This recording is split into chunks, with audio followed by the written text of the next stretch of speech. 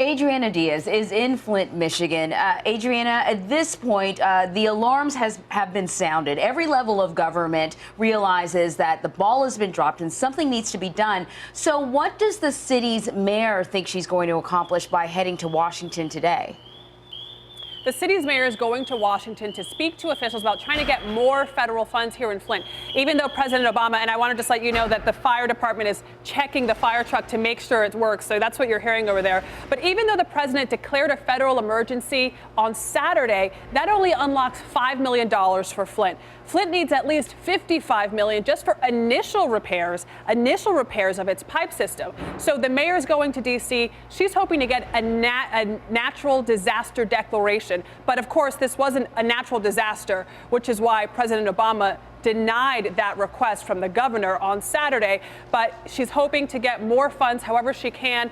Congress does have the power to issue more money for Flint, bypassing that disaster declaration. So she's hoping to try to get some of those funds to help the city. Adriana, what's next for the people who live in Flint?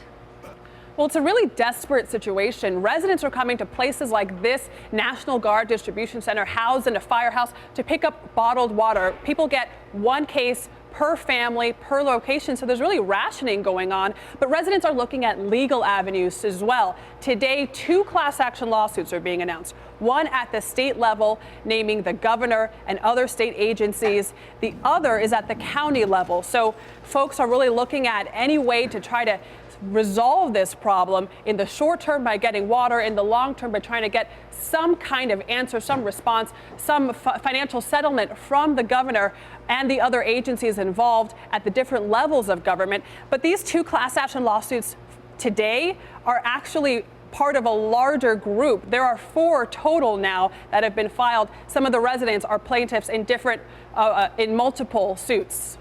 Well, we know lead is a toxin. There are long-term health implications, but at least right now, like you said, they're rationing bottled water. How long are they going to be dependent on this bottled water? When will the water be safe?